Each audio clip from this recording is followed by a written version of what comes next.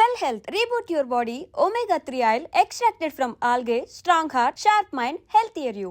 జీవితంలో ఎప్పుడైనా ఎవరికైనా ఐ లవ్ యూ చెప్పారా? చాలా మందికి చెప్పారు. చాలామంది చెప్పారు. పెళ్ళికి ముందు, పెళ్ళికి తర్వాత కూడా. దాంట్లో ఒక ఇంట్రెస్టింగ్ ఎపిసోడ్ ఏదైనా? ఇంట్రెస్టింగ్ ఎపిసోడ్ అది నా పర్సనల్. అంటే మీరు పర్సనల్, ఇప్పటివరకు మీరు పబ్లిక్ అయిపోయారు. నా పర్సనల్ విషయాలు నేను చెప్తాను, కానీ ఇప్పుడు ఇంట్రెస్టింగ్ ఎపిసోడ్ అంటే అమ్మాయి పేరు చెప్పాలా, లేకపోతే మన ఎపిసోడ్ అంటే ఇంకేం చెప్పాలి? ఎపిసోడ్ మీన్స్ ఆ బ్లాక్ సినిమా బ్లాక్ పేరు అవసరం లేదు, పేరు చెప్పండి.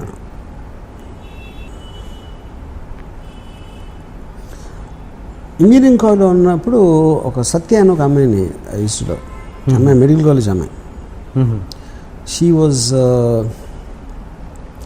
అంటే ఆ టైంలో ఇంజనీరింగ్ కాలేజ్ కాంపౌండ్లో ఒక మెడికల్ కాలేజ్ కూడా టెంపరీగా ఉండేది.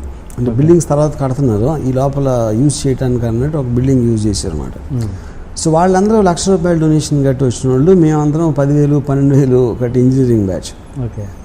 సో మా అందరికీ కూడా ఒక ఇన్ఫీరియారిటీ కాంప్లెక్స్ ఉండేది. కానీ మెడికల్ కాలేజ్లో అమ్మాయిలు ఉండేవారు, ఇంజనీరింగ్ కాలేజ్లో చాలా తక్కువ. ఇప్పుడు దాంట్లో అందరికన్నా అమ్మాయి సత్య అమ్మాయి ఒక కారులో వచ్చేది, blue Padmini Premier college, Padmini Premier car. College కాంపౌండ్లోకి ఆ కార్ ఎంటర్ అవుతుంది. ఇప్పుడు కూడా కూర్చున్నారు, ఇన్ని ఇయర్స్ అయిన తర్వాత అసలు ఆ కార్ అలా ఎంటర్ అయ్యి రోడ్ మీదకి వస్తూ ఉంటే ఇక్కడ నా హృదయంలో బ్యాక్గ్రౌండ్ మ్యూజిక్ ఇవన్నీ. ఆ అమ్మాయిని ఎప్పుడు నేను దగ్గరికి వెళ్ళి అంటే నాకు తర్వాత పరిచయం అయింది, కానీ పరిచయం ఏంటంటే ఇంకొక ఫ్రెండ్ ఉండేవాడు కాలేజీలోనే, ఆడు కైజర్ అని, ఆడు చాలా అందంగా ఉంటాడు. అతని సిస్టర్ కూడా మెడికల్ కాలేజ్ అన్నమాట. సో అతని సిస్టర్ ద్వారా పరిచయం చేసుకుని నన్ను ఆడ బ్యాచ్లో ఒక గ్యాంగ్ ఓడ్ లాగా చెప్పాడు నా గురించి అమ్మాయికి. నేను కూడా ఎప్పుడు అంటే అమ్మాయి అందం ముందు కానీ స్టేటస్ ముందు ఎందుకు పనికిరాను అనే ఫీలింగ్ నాకు ఉంది, కాబట్టి నేను ఎప్పుడూ ఒక ఆరాధించేవాడిని, లవ్ చేసేవాడిని, కానీ ఎప్పుడు నేను అసలు ఏంటది అమ్మాయి నాది అవ్వాలి, వెళ్ళి ప్రపోజ్ చేయాలి నా ఆలోచన కూడా నాకు రాలేదు. And I use to think ఆ అమ్మాయి కైజర్తో లవ్లో ఉంది అని అనుకున్నాను నేను ఆ టైంలో. సో చాలా రోజుల తర్వాత, ఇయర్స్ తర్వాత రియలైజ్ అది ఏం లేదు, అమ్మాయికి ఇప్పుడు నేనంటే ఇష్టం అని. అది ఇప్పుడు తర్వాత నా పెళ్ళి అయిపోయిన తర్వాత తెలిసింది. సో ఇది అదేమంటారు, దాన్ని ఎక్కవలసిన రైలు జీవితకాలం లేట్ అంటారు కదా, అలాంటిది మాట అది. మీరు ప్రతి వాళ్ళ విషయంలో ఇలాగే లేట్ చేస్తున్నట్టున్నారు, శ్రీదేవి విషయంలో కూడా. కరెక్ట్. మరి సో నేను నిజంగా లవ్ చేసిన అమ్మాయిలందరినీ ఇలాగే పట్టుకున్నా. మరి ఏదో ఒక టైంలో గుణపాఠం రావాలిగా, వచ్చి కరెక్ట్ టైంలో ప్రపోజ్ చేయడం, అది పాయింట్. కానీ ఇవన్నీ యాక్చువల్గా సత్య శ్రీదేవి ప్యారల్గా జరిగింది. ఎందుకంటే సత్య రియల్ పర్సన్, శ్రీదేవి గారేమో స్క్రీన్ మీద పర్సన్. ఓకే, అంటే శ్రీదేవి టాపిక్ వస్తే ఏంటి మీరు అన్నారు గుణ. నాకు ఇంకోటి ఒక విషయం ఏంటంటే, నేను శ్రీదేవి గారు అంటే ఆ టైంలో ఒక ఇది చెప్పాను, కానీ నాకు యాక్చువల్గా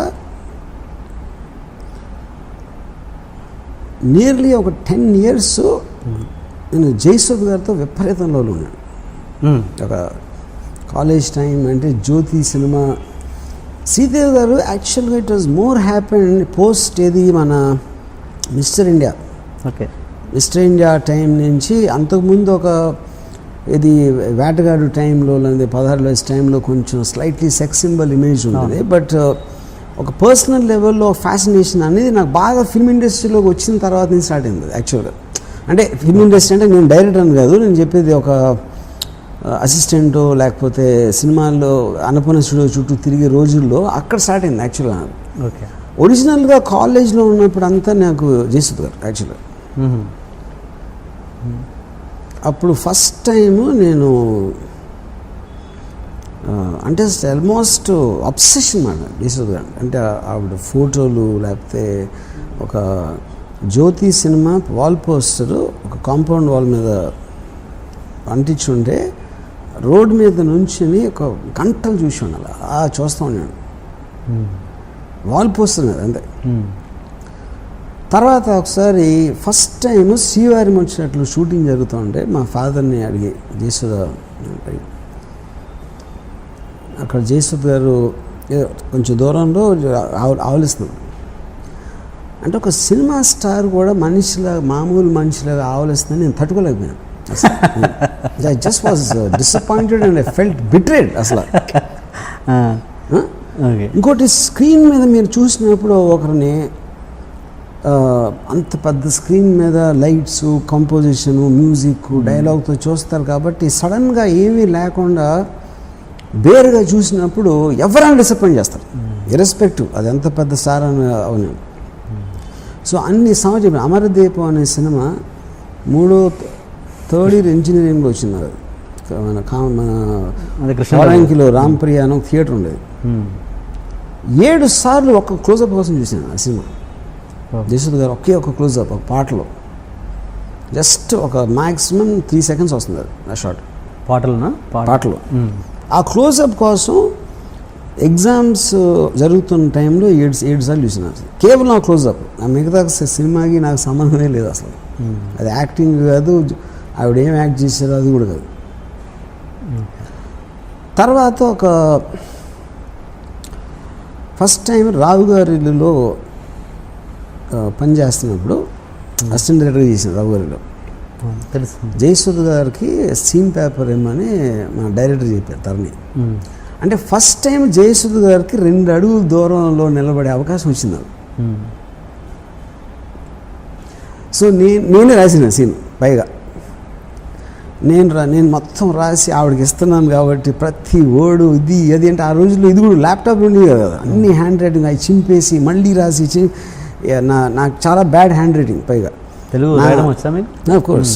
నా హ్యాండ్ రైటింగ్ ఎంత అందంగా నా శక్తికి మించిన కృషి చేసి ఫైనల్గా సీన్ రాసి తీసుకెళ్ళాను. ఏది రాత్రి అంతా రాసి పొద్దున్న రాసి ఆవిడ షూటింగ్ వచ్చే టైంకి ఆవిడ కూర్చుని ఉంటే వెళ్ళి ఇచ్చాను పేపర్. నా మైండ్లో ఏంటి, ఆవిడ చదివి ఇంప్రెస్ అయిపోయి ఎవరు రాశారు అని ఒక బల్బులాగా ఆవిడ మొహం వెలిగి నేనే రాశాను అని చెప్దామని నా ఫ్లాష్ ఫార్వర్డ్ అయిపోయింది సీన్ ఆల్రెడీ. మొత్తం బ్యాక్గ్రౌండ్ ఎడిటింగ్ చేసి నా మైండ్లో ప్లే అయింది అది ఆల్రెడీ చాలాసార్లు. నేను ఇవ్వగానే ఎన్ని పేజీలు అది ఫస్ట్ టైం. అది ఆబ్వియస్లీ ఐ నో ఆవిడ అన్ని సినిమాలు చేసాక మళ్ళీ సీన్ చూసి ఎక్సైట్ అయిపోయేంత సీన్ అనేది ఏ సీన్లోనే రాదు అంత ఒక ఆర్టిస్ట్కి. యూనో ఎన్ని పేజీలు అంటే నేను ఏదో చెప్పాను. అప్పుడు సీన్ వినిపిద్దామంటే అవుట్టి షార్ట్ చెప్పు చాలా. ఇప్పుడు ఆ సీన్ అంతా చదివి ఓపిక ఇనేది లేదు. అప్పుడు మొత్తం నా ప్రేమ నా ఆరాధన అంతా మీద ఒక చెంబుడు నీళ్లు టబాక్ వేసే అయిపోయింది అక్కడ. దాని తర్వాత మనీ సినిమాకి నేను ప్రొడ్యూస్ చేయడానికి ఆవిడతో మాట్లాడటానికి ఆవిడ ఇంటికి వెళ్ళాను. నేను ఇంకా తల దువ్వేసుకుని వేసి నాకున్న బెస్ట్ షర్ట్ అన్నీ వేసుకుని ఆవిడ ఇంటికి వెళ్ళి నేను బెల్ కొడితే తలుపు ఇలా తెరుచుకుంది. నాకేం కనపడలా. ఏం కనపడలేదు ఏంటంటే అది నితిన్ కపూర్ చెస్ట్, అది నా ఎదురుగా ఉంది అక్కడ. నేను ఇలా తలెత్తి చూసి అయిపోయింది అక్కడితో నా స్టోరీ ఫినిష్డ్. అంటే అక్కడికి పెళ్ళైందన్న విషయం నాకు తెలుసు, కానీ సడన్గా నితిన్ కపూర్తో నేను పోల్చుకుంటే నేను ఒక టీంగా ఒక ఏంటి ఇలా కొట్టేయండి వెళ్ళి హైదరాబాద్ చెన్నైలో జరిగింది. నేను వెళ్ళి హైదరాబాద్లో పడతాను. దాంతో నా లవ్ స్టోరీకి ఫుల్ స్టాప్ పెట్టాను అంతే. ఈ విషయాలను ఎప్పుడైనా డిస్కస్ చేశారా ఆవిడతో మధ్యలో? నాట్ ఇన్ వెరీ అప్పుడప్పుడు చెప్పాను, but not in so much detail. ఏమంటారు రియాక్షన్ ఏంటి? She won't believe it. అని ఇన్ని ఎలా చెప్పి మళ్ళీ శ్రీదేవి గురించి మాట్లాడతావు కదా, అది వేరే ప్యారలల్ ట్రాక్స్.